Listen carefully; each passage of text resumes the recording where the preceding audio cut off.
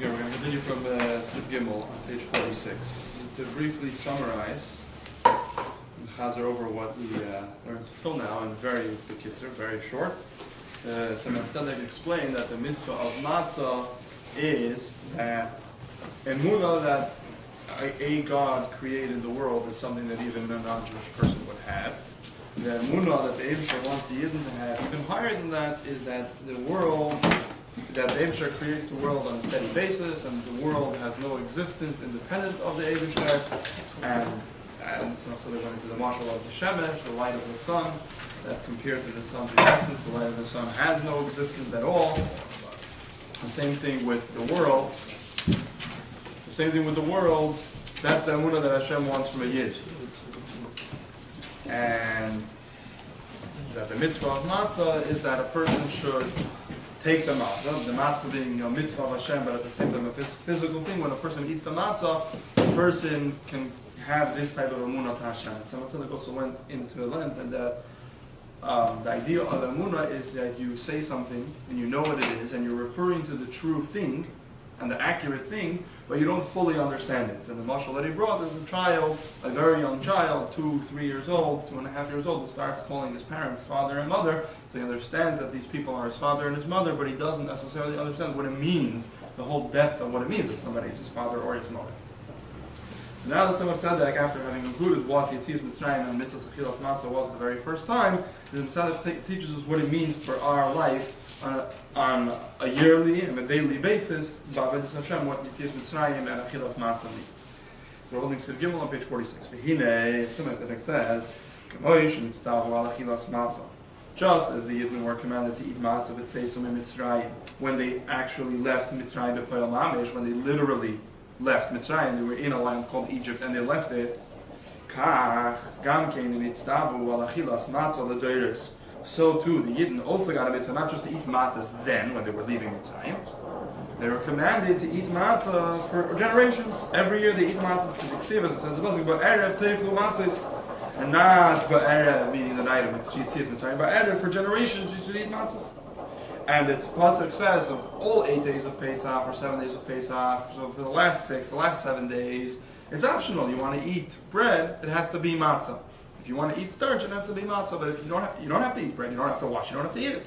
But kasuv kavei chayv, the first night of Pesach, you must eat matzah. And that chayv has grown 1 kazay, 2 kazaysim, it's up to 4 kazaysim right now. 4 or 5? 5. Either ki be'emes tzarech li yois bechinas Yetzias Mitzrayim beruvni yeskam ata, because the idea of Yetzias Mitzrayim, just like it was back then, physically, it needs to take place every year in a spiritual sense. What does Yetzias Mitzrayim mean? Ki hinei v'Yisrael yesh beis nefashos. Every Yid has 2 nefashos. Nefesh habahamis hanimshachas miklipas noiga. His nefesh habahamis, his gashmistic nefesh, which comes from klipas noiga. Shasham from klipas noiga is the same source of Hayin Umais of the 70 nations, which, as we discussed, their emunah in Hashem is the Karule Aleika, the Aleikaya. They believe that God created the world, but they call him the God of all gods, meaning that he's removed from the world. He has no impact on the daily cycle, the daily organization of the world. The Chinas Yesh, meaning that they can imagine themselves as independent beings of the Eibusher. They don't have to consider themselves and think of themselves as Batal Lagabe the Eibusher. They think of the Eibusher as some great powerful being that created the world and then it lets it run its course. So that's where a Yid's Nefesh Bahamis comes from. A Yid's Nefesh Bahamis on its own has, at the most, that same level of Emunah. At the most, your Nefesh Bahamis, without any help, without any input from the Nefesh Elikis, at the most, it'll believe that the Eibusher created the world. But that's it. Nefesh Elikis, then there's a second Nefesh, it's Nefesh Elikis, Yichelik Elikam Imal, which is literally a piece of the Eibusher. So long as the Neshama was up L'mayla in the heavens, in the spiritual world, with the Eibusher, where the Eibusher is revealed, not just as the Nefesh Elikis, higher and have a deeper and more true relationship than Nefesh Bahamis, it's even higher than Malachim. Hagam Shehemi Bechinas Bittul, even though the Malachim are batal to the Eibusher, even though the Malachim do the Eibusher's will, they don't go against what Hashem wants. Nevertheless, the Neshama is even higher, even though it says in the pasuk that all of the beings in the heavens and the Gashmis, it could mean the sun and the moon, etc. But Rivkin means all of the Malachim. Nevertheless, there's still a difference between them and the neshamas. Because the malachim ein lehem hasaga b'muhus v'atzmiyus alikus mamish. The malachim don't have an understanding and a grasp in what the Eibusher really is. Sha'areihem b'chinas yesh v'nifradim. They are separate beings from the Eibusher.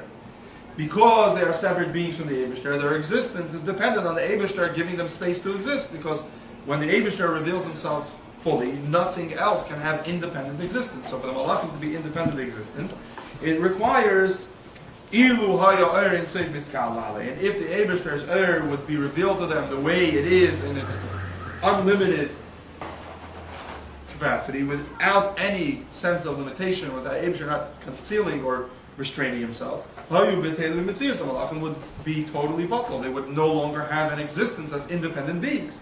As it is taka on the dargis of alikus, where the Eibusher reveals himself in his full glory, without any limitations, without any constrictions or restraints, there is nothing else other than the Eibusher, because the Eibusher's mitzias, it picks up all existence. There is nothing independent of the Eibusher. So where do malachim come from to have independent existence? They get created from nothing into something. Through the fact that the Eibusher restricts and restrains his from coming out into their hasaga, from the malachim being able to understand the Eibusher's the way it truly is. That's liyat b'chinas yash. That allows the malachim to be independent beings. So you're saying if the Eibusher fully existed, nothing else would exist? As independent beings. It's possible, so for example, the neshamas exist on a dagya where the Eibusher is fully revealed. But they're able to exist because the neshamas are not a separate part of the Eibusher. Malachim are. Malachim are bebechinas yesh and nifradim. They are a separate thing other than the Eibusher. And the reason why they can be separate beings is because the Eibusher restricts himself to, so to say, leave space for them to exist. So but even though they are separate beings, they are bottled to the Eibusher. And an example might be the way a minister is bottled to the king. So the sar doesn't have no existence. He is to some extent an independent person other than the king. He has his own autonomy. For example, he's free to lead a revolution. He might lose, he might win, but he is independent of the king. But he is bottled to the king, unless he tries to make a revolution. Ayedei, why are they bottled somewhat to the Eibusher? Ayedei yediyasam, because they do have some knowledge. They have knowledge that they were created from nothing, that the Eibusher created them. Zenikra katnus, we call this katnus.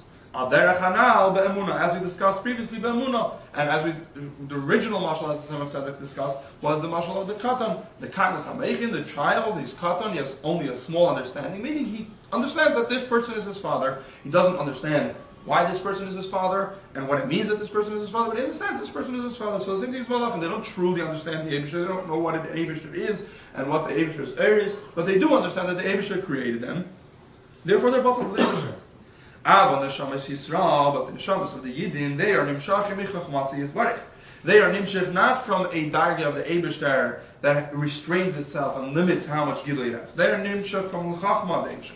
Shehi alikus mamish, which chachma is literally alikus. It's not a keli like bina or das, which alikus uses for its interaction with the world, but the Eibusher uses for his interaction with the world, or for creating malachim, or for anything else. Chachma is alikus of the Eibusher. Is alikus. The eina nifradim klal. The neshama is being created from chachma. They are not independent, separate beings. Therefore, the neshama is lamayla hayamasiyim muhus alikus. They were able to be masi the muhus of alikus, the true muhus of alikus. The true alikus that is in the yud sfiras, which creates ayin tiyesh. This is the gadlus, the true understanding, as we discussed earlier, like a person who becomes an adult and then truly understands what it means to be a father. So too, the neshamas, being that they have an understanding in the true gilui of alikus, so they have a true understanding in the Eibusher, so we call them gadlus. But this is only the neshamas, the way they are, the ma'ila. The neshama now, the nefesh halikis, its shirish is up there. Its shirish is in a darga where it's higher than the malach. Now, shahush v'laha nefesh halikis, bin nefesh abahamis, shalamata gami madrigas hamalachim come out. The nefesh halikis, to come down into the body, not just was it doesn't lower itself down to the darga of malachim. It goes even lower. The nefesh elikis has to partner up with the nefesh bahamis and be in a physical body with a nefesh bahamis, which the nefesh bahamis is even lower than the malachim. Malachim are at least batal of the Eibusher. The nefesh bahamis is not batal of the Eibusher. The world is not batal of the Eibusher, at least on its own. We could elevate the world. We could bring elikus into the world by doing Torah and mitzvahs for physical things and with our nefesh bahamis, teaching our Nefesh Bahamis about the Eibusher and what it means to be batal to the Eibusher. But on its own, the Nefesh Bahamis is not batal to the Eibusher. The Malachim are. So the Neshama, not just it goes lower than the Malachim, not just it goes to the Darga of Malachim, it goes even lower to the Darga of the Nefesh Bahamis, B'hiyoyso Yesh Gomer. That the Nefesh Bahamis is a Yesh Gomer, as opposed to the Malachim, which are a Yesh, which is batal. The Malachim are a Yesh, which subjugate themselves to the Eibusher. But the Neshama is the Nefesh Bahamis is a Yesh which doesn't even listen to the Eibusher. And that's where the Nefesh Elikis is partnering up. The purpose is Kedesh at the Hafef. He said that the Nefesh Elikis should change the Nefesh Bahamis, Tivi Eno L'dei Bitul Hayesh, and it should bring it to a Bitul Hayesh, similar to the Malachim, but Emunas Einin, through a solid Emunah, Hanal, as we discussed. That Emunah that we discussed. Again, the Nefesh Bahamis at its maximum will only be able to reach Bitul Hayesh. The Nefesh Bahamis will never reach a darga of true understanding of Elikus, because only the Nefesh Elikis is able to truly understand Elikus and still be something. The Nefesh Bahamis, if it were to truly understand the Eibusher, you could be like a Tzaddik Gomer who has killed off and no longer has a Nefesh Bahamis, because you've so brought Elikus into your life that the Nefesh Bahamis doesn't have any existence anymore. So Kollel nefesh is not that good. I don't think that's because it doesn't sound to me that place. Kollel nefesh is neshama. It's not good to go. Right. So tzaddik who has no nefesh bahamis still lives. He doesn't have place. I mean, he could have place nefesh, but he doesn't necessarily have place in nefesh. This is the soid, meaning the inner, the pneumistic meaning of Yetzias Mitzrayim, and what it means for us in our daily life. It needs to be every day mamish, literally every day. Every day you start off this process where you're in the morning, you wake up, and you haven't forgotten everything that you've learned till then, but you wake up and you have a fresh start, and you start off where your Nefesh Bahamis would maybe want to do things which are against the Eibusher's Ratzon. And you work through a process, which is usually learning Chassidus and davening, until you reach a darga where you'll say Kriya Shema. When you say Kriya Shema, you say Havaya Lekeinu Havaya Echad, that the Eibusher is one. Shezehu Mash Nisyachid the Neshamis Yisrael Kanal. Hashem Echad is referring to the darga of the Eibusher, which is one with the Neshamis, or where the Neshamis are one with the Eibusher, meaning where the Neshamis comprehend the Eibusher's true Elikus, the true Elikus, that there is true Afkus, that nothing has an independent existence. Gam Nefesh Bahamis Tesafach Hayedezeh. The Nefesh Bahamis this will have an effect on the Nefesh Bahamis also. L'deyozu, to having a somewhat of an understanding in this thing. Because the Nefesh Elikis, and this is the key aspect of the whole process that has the effect on the Nefesh Bahamis, because the Nefesh Elikis uses your Gashmiistic Seichel, your physical seichel, the same seichel that teaches you your trade, teaches you your business, teaches you how to eat and how to walk and how to talk, the same seichel that does all of your physical things, it's the same seichel that you use to learn about Elikus and to think about Elikus and to concentrate on it when you're davening.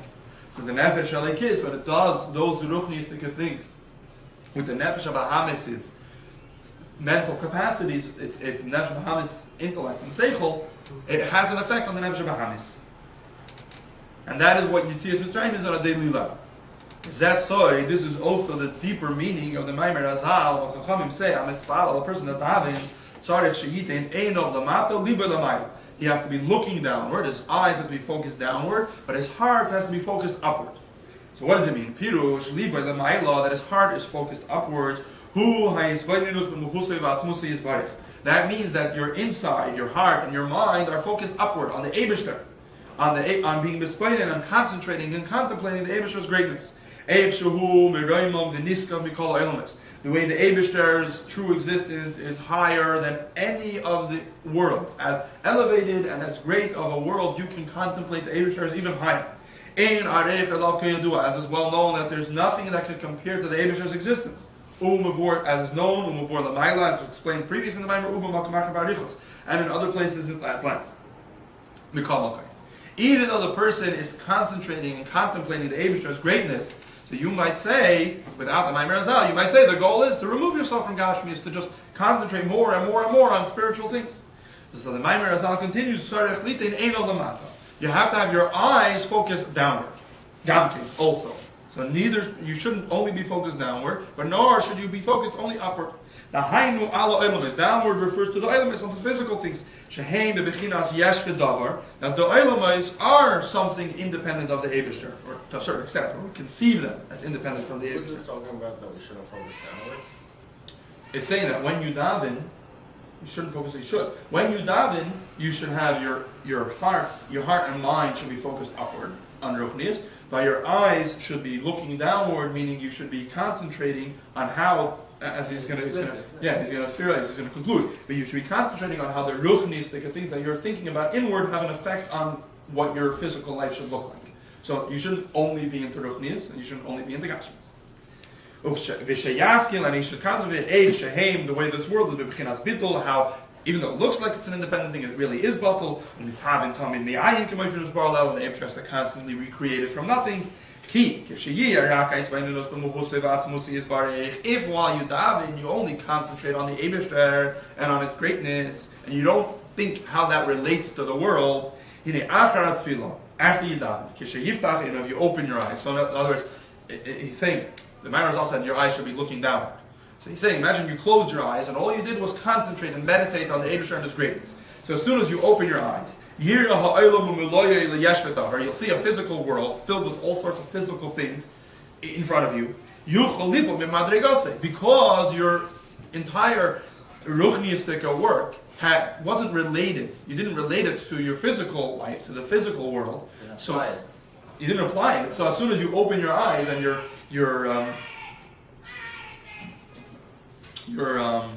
confronted by the reality of the physical world, it can have an effect on you. You can get caught in the nets of the taivas of the world, and the yasa hayesh iker, and you'll